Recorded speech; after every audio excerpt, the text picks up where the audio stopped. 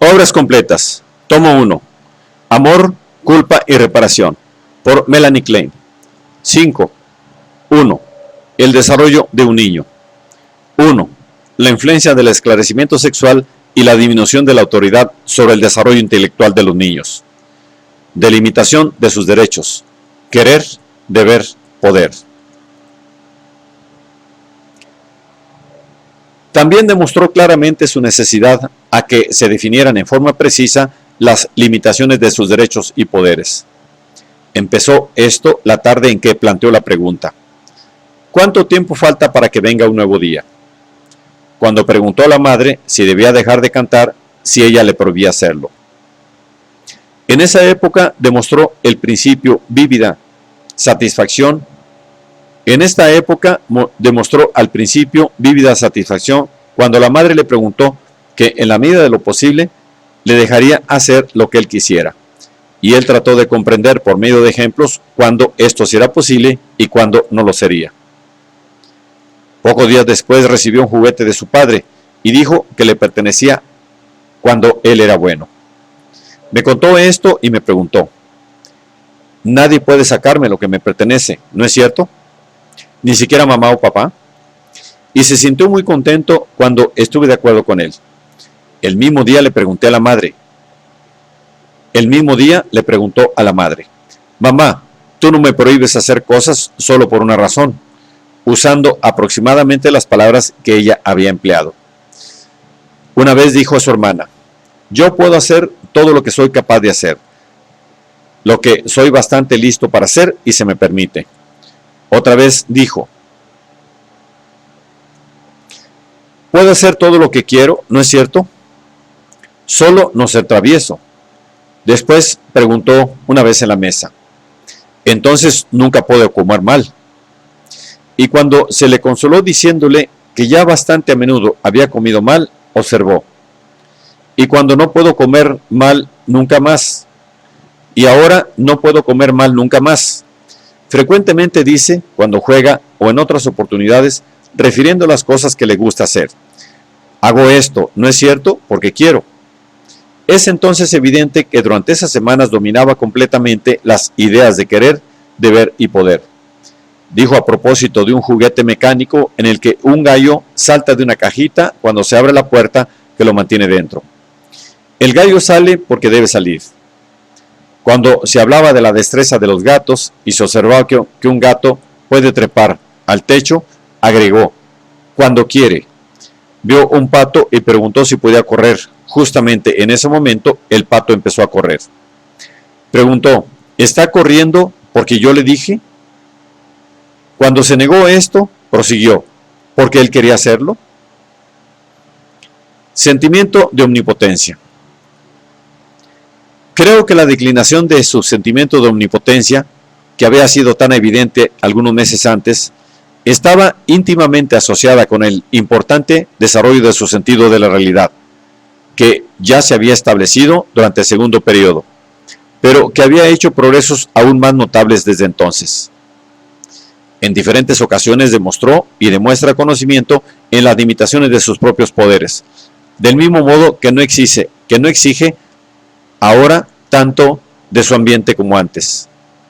De cualquier modo, sus preguntas y observaciones demuestran una y otra vez que solo ha ocurrido una disminución, que todavía hay luchas entre su sentido de la realidad en desarrollo y su sentido de omnipotencia profundamente enraizado, es decir, entre el principio de realidad y el principio de placer, que llevan frecuentemente a formaciones de compromiso, a menudo decididas en favor del principio del placer. Presento como prueba algunas preguntas y observaciones con las que extraje estas inferencias. Un día después de plantear la cuestión de la liebre de Pascua, etc., me preguntó cómo arreglan los padres el árbol de Navidad y si se lo fabrica o crece realmente. Después preguntó si sus padres no podrían decorar un bosque de árboles de Navidad y dárselo cuando llegaran las fiestas. El mismo día le pidió a su madre que le diera un lugar B, que le diera el lugar B, a dónde irá en el verano para poder tenerlo inmediatamente. Una mañana se le dijo que hacía mucho frío y que había que abrigarlo más.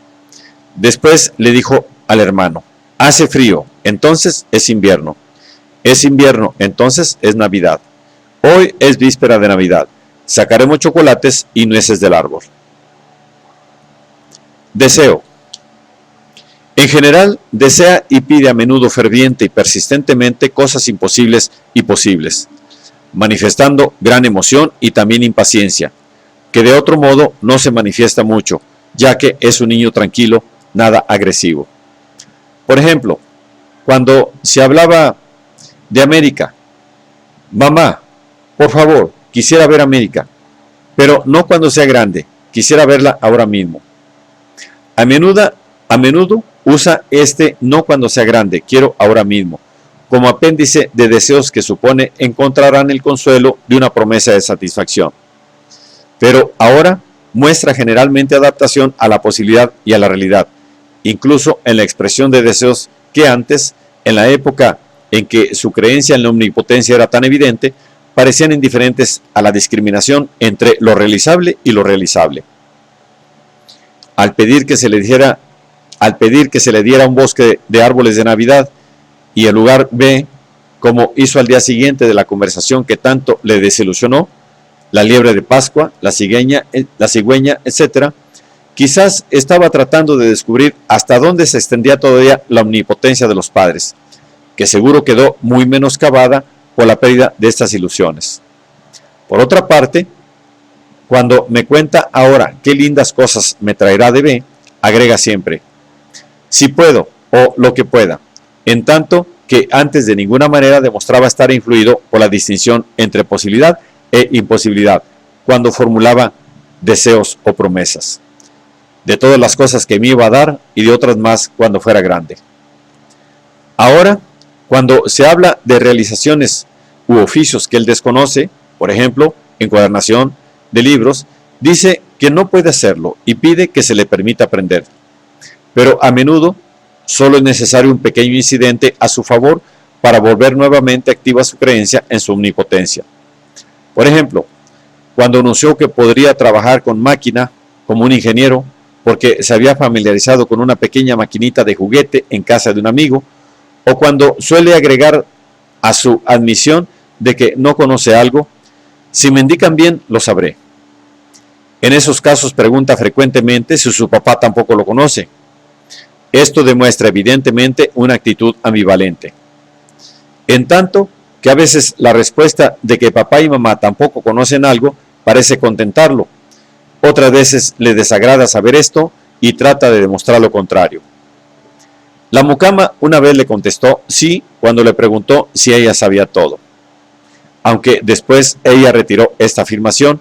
Incluso durante un tiempo solía dirigirle la misma pregunta, elogiando sus habilidades, diciéndole que ella sabía evidentemente de todo y tratando con esto de que ella volviera a su aseveración original de omnisciencia.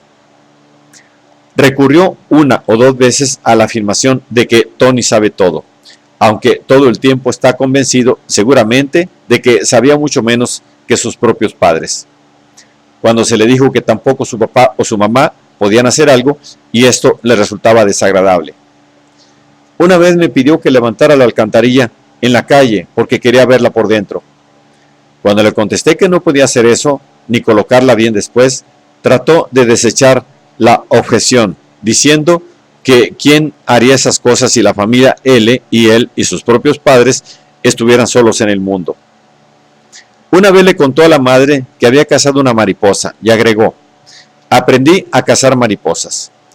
Ella le preguntó cómo había aprendido a hacerlo. Traté de cazar una y me las arreglé para hacerlo, y ahora ya sé cómo. Como preguntó inmediatamente después si ella había aprendido a ser una mamá, creo que no estoy equivocada al pensar que quizá no del todo conscientemente se estaba burlando de ella. Esta actitud ambivalente, que se explica por el hecho de que el niño se coloca en el lugar del padre poderoso que espera ocupar alguna vez, se identifica con él, y por otra parte estará dispuesto a dejar de lado el poder que restringe su yo. Es seguramente también responsable de su conducta en relación con la omnisciencia de los padres. La lucha entre el principio de realidad y el principio del placer. Sin embargo, por la forma en que su creciente sentido de la realidad contribuye evidentemente a la declinación de su sentimiento de omnipotencia, y por la forma en que el niño goza de este último luchando contra la presión de su impulso a investigar, me parece que este conflicto entre el sentido de realidad y el sentimiento de omnipotencia influye también en su actitud ambivalente. Cuando el principio de realidad consigue dominar en esa lucha y establece la necesidad de limitar el propio e ilimitado sentimiento de omnipotencia, surge la necesidad paralela de mitigar esta dolorosa compulsión que va en detrimento de la omnipotencia paterna. Pero si vence el principio del placer, encuentra en la perfección paterna un apoyo que trata de defender.